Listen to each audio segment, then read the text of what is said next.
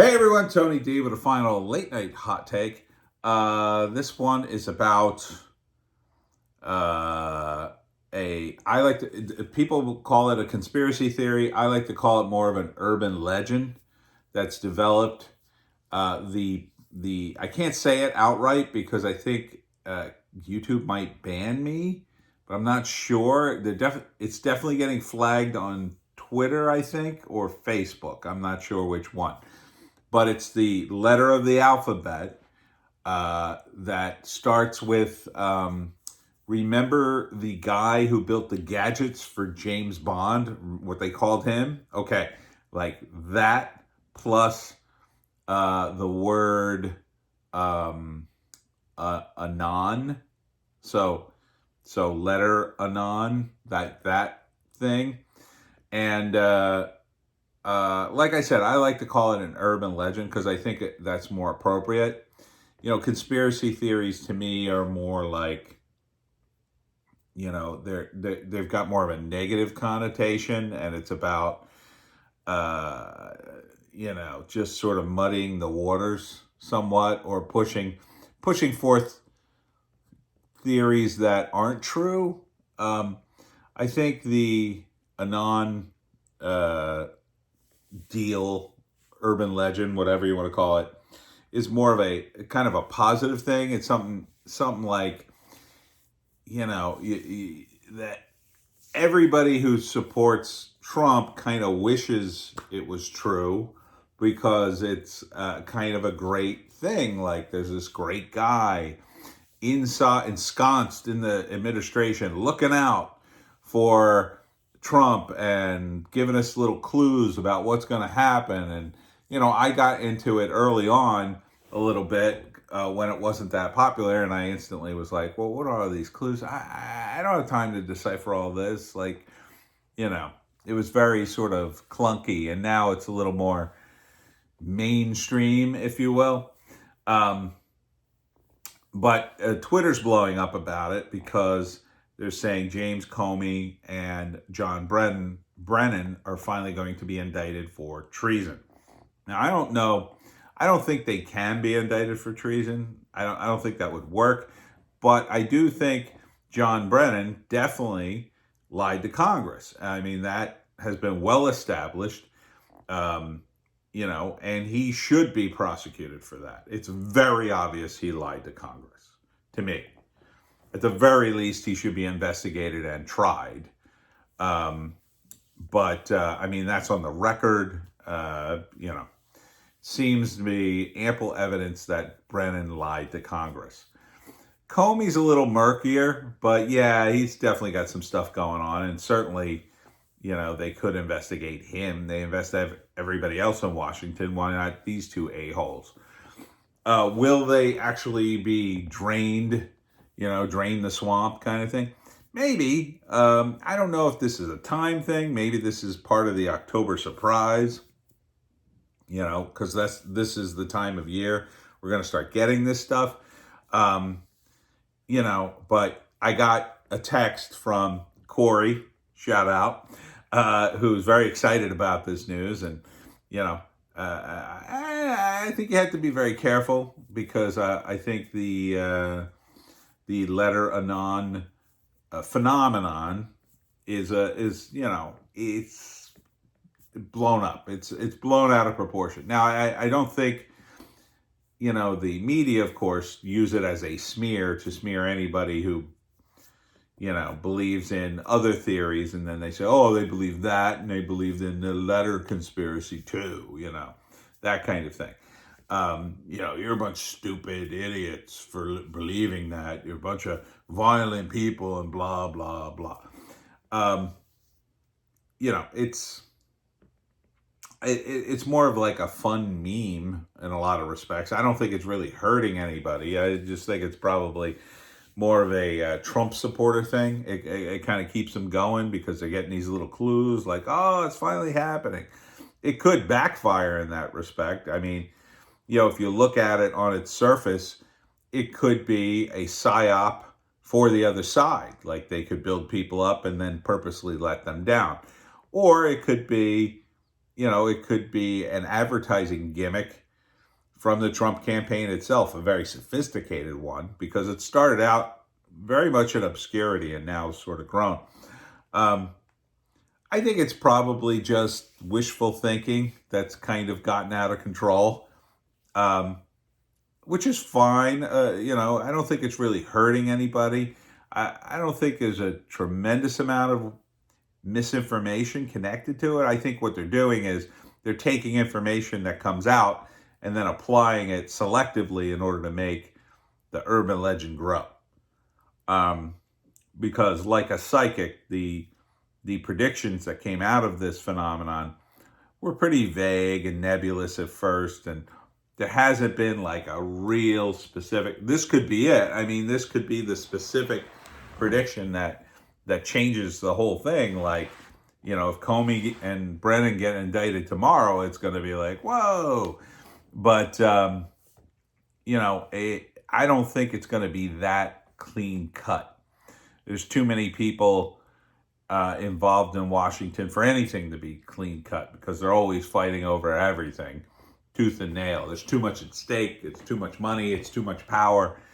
That's why it gets so nasty and drawn out, because each side is always hoping that the other side's going to give up, or at the very least, they're going to drag it out long enough that you gain some advantage by doing that. When it comes to like court, sometimes it's better just to drag things out until the other side, says, well, okay, and we'll give you time served. And then meanwhile, you get a 2-year sentence and you dragged it through the courts for 2 3/4 of a year. You don't have to serve much of a sentence now. By the time you get your prison overalls on, you'll have to take them off and get the hell out. So I wouldn't get too excited by this. Even if Comey and Brennan get indicted, it's probably unlikely they'll go to jail. Maybe they plead to something. Maybe they go to jail for a very short time in a very nice prison, one of the nice prisons. And but I doubt it. Maybe in Trump's second term, he could step on the gas for this, but we'll see. I think he's got bigger fish to fry. I mean, another amazing victory. The diplomatic relations between Israel and Bahrain have been normalized, or will be normalized, with the signing of a peace treaty there. I think what Trump's doing is he's slowly getting all the smaller Middle Eastern Muslim countries on board with normalizing relations with Israel. And then, the last holdout will probably be Saudi Arabia. And they'll see the writing on the wall. They'll see everybody else. Well, everybody else is signed on. Why should we miss out on the trade and tourism? And that might mean an easier transition for them, or maybe the United States will volunteer to put a little pressure on them publicly, so it looks like, well, we don't have any choice. We need the United States in our sphere of influence to protect us. So, yeah, we're going to go along with this. Or maybe quite the opposite. Maybe it was the Saudis' idea that they've wanted to do this, but it's so politically radioactive within their own country, they need an elaborate sort of wind-up to normalize relations. They can't just do it outright, even though it's a monarchy. Or there may be factions within the monarchy that are fighting over the very idea of considering this. It's hard to tell from this vantage point, but it's certainly another victory for the Trump campaign. My God, if you had told me, back in say 2012 that Trump would be president, I'd be like, yeah, right. That if you then told me, and guess what? He's going to start a peace process that will start to bring peace to the Middle East. I would just throw up my hands and go, well, now you're just being a jerk, because there's no way that could happen, but it's happening. Trump is bringing peace to the Middle East. If this trend continues, he'll be known as the guy who started the process. At the very least, he'll be known as the guy who started it. If he can bring peace in the Middle East, I mean, pretty much anything else he's done in his presidency will pale in comparison. Historically, it'll be, there won't be a modern president that could even compare if he manages to do that. It will alleviate so many of our problems. If Israel is recognized by basically the only one that probably would definitely hold out would be Iran, right? But even Iran, he might, if all the other Muslim countries fall in line, and the Iranians could finally say, well, we don't have a choice now. And, while we're at it, let's normalize our relationship with the United States. And they cut some sort of deal. I mean, Trump is not opposed to doing that. He's always working a deal. So that could be a huge thing. But as far as the, rumor mill is concerned with the letter of the alphabet, I didn't see the letter of the alphabet predict this peace deal with Bahrain. I mean, did he? Maybe somebody in the comments can tell me, did the letter of the alphabet predict that? I'm not bashing it. Again, it's like, it's a cool urban legend. I like it. I got into it for like a week or two. I was following it like, ooh, what are the clues? But, after a while, I was just like, come on. This it doesn't really, feel like it's real. It's fun, but it's not real. So I would be very wary about that. We have to be very wary going forward that, the anti-woke stuff is on the rise. But people on the anti-woke side have to be very wary of going too far. Because now that seemingly we're making some inroads, it could be very easy to get full of ourselves and, make a mistake. Don't go too far. It's just like these Trump supporters that got in trouble the other day for attacking the Antifa members. That was a too far. No violence.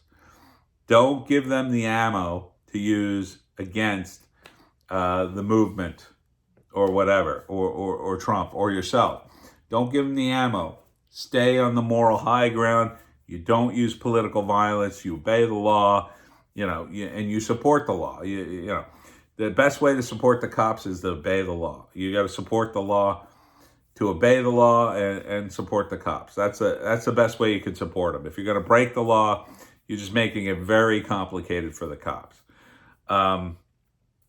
But yeah, so be very wary about following this thing.